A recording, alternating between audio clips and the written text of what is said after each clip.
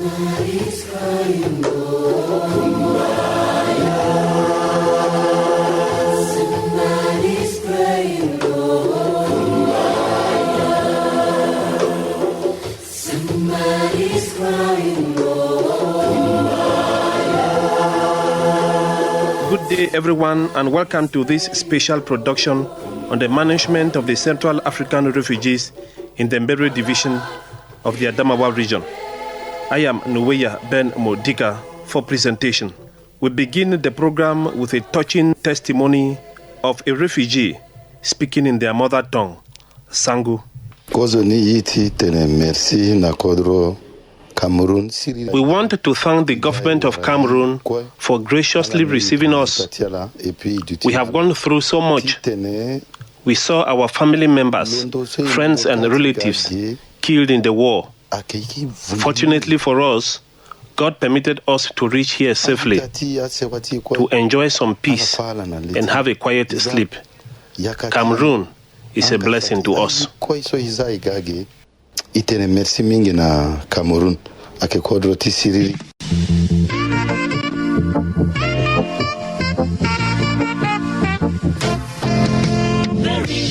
It's like home, home sweet home. When I go southwest, east and north, I will always come back home.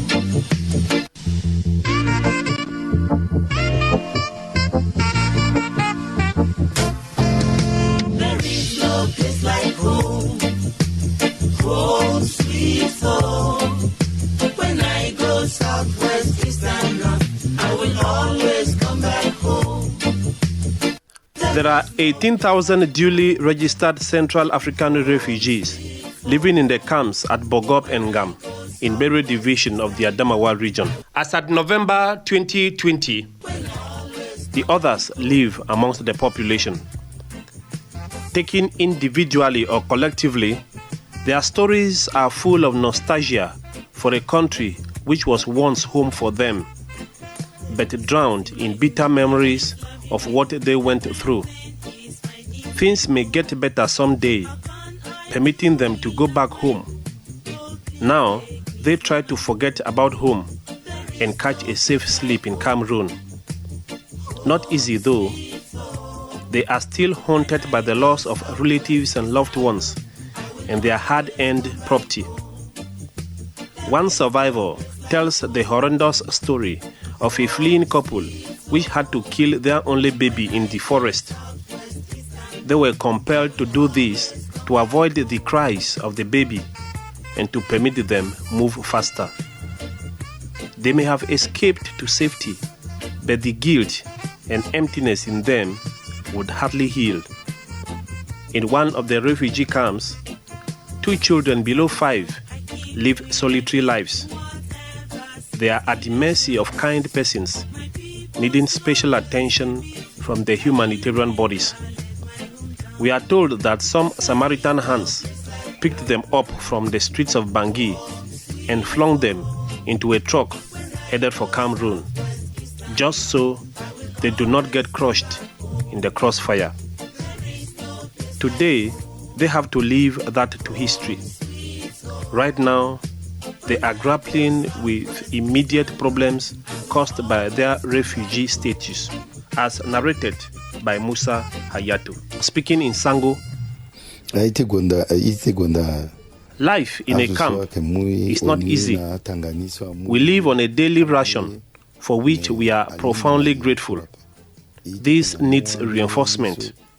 We need land to produce our own food and income-generating activities to be able to take care of ourselves and not to be over-dependent on our benefactors. Back home, our favorite food is manberry or bobolo. It's rainy season. We need thick clothing.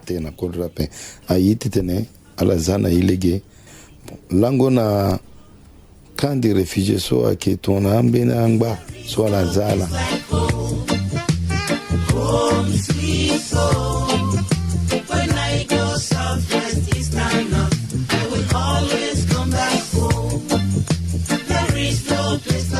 This is simply because man's needs are ever so unlimited. So, carrying a full-grown adult on your back for an indefinite period is no easy ride. But from the point of view of the Cameroon government and the UN Refugee Agency, the basics have been met, even if the refugees still have outstretched hands. Katunda Jose is the head of the UN Refugee Agency office in Minganga. I'm very happy if we can try to see that the situation is different at the beginning. So when they came in 2014 and right now you can see that the situation is totally different because they came weak and they have a lot of problems. Right now they are trying to discover their life and to live in dignity and security. Along the way, conflicts have abounded. What do you expect when a village with a population of 500 persons receives 2,000 refugees? Much land is needed for settlement and the creation of refugee camps. With the subsistence form of agriculture practiced in most rural and border localities, food becomes scarce and also quite expensive, about 3 times the cost in some areas. The forest also suffers as more fuel wood is needed for cooking and for warmth. According to the mayor of Minganga, Abubakar Kumbo, limited resources like schools, hospitals, water points, toilets have been truly overstretched. This is where the role of the UN Refugee Agency and their partners comes in. After the emergency phase, which constituted in stabilizing the situation of the refugees, this later period has been focusing on conflict management.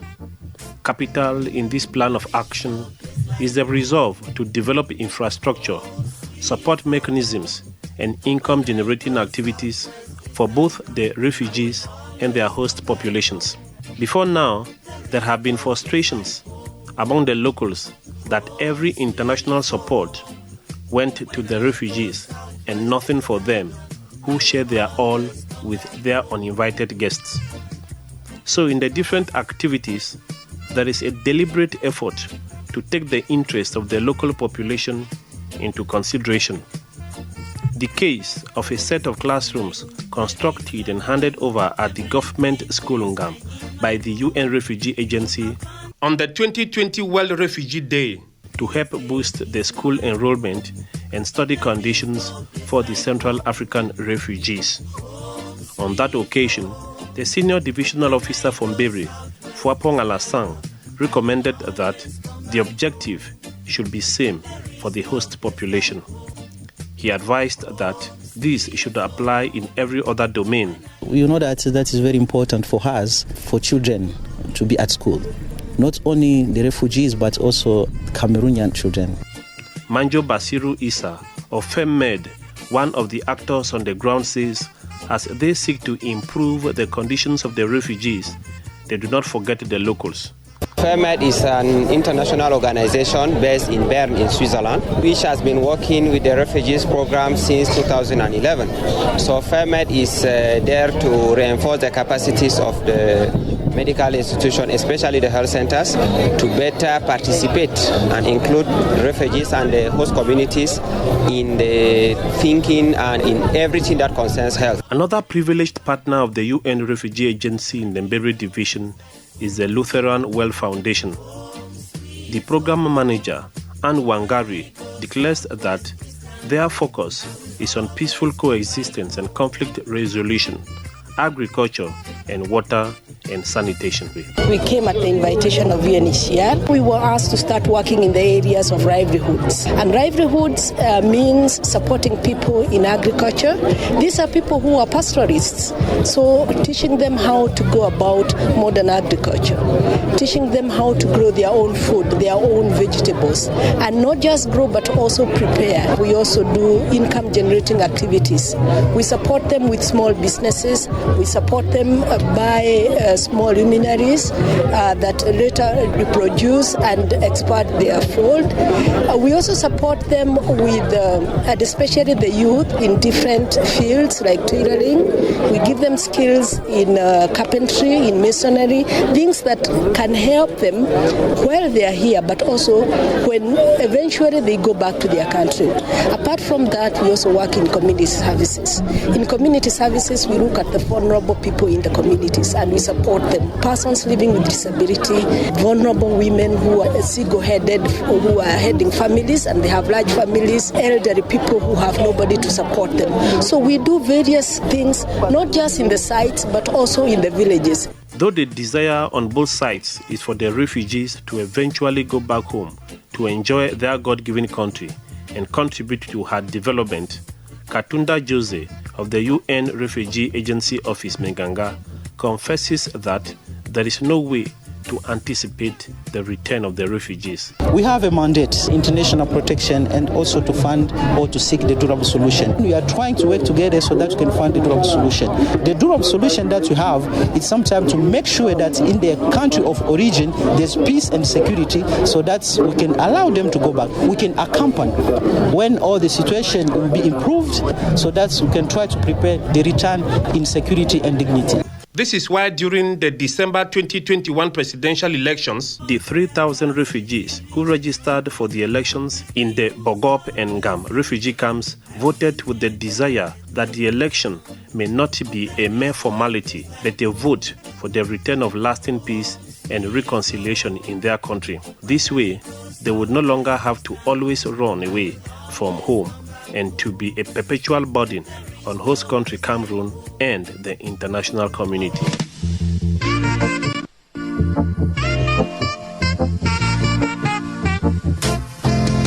There is no place like home, home sweet home. When I go southwest, east and north, I will always come back home. There is no place like home, home sweet home. When I go southwest, east and north, I will always come back home.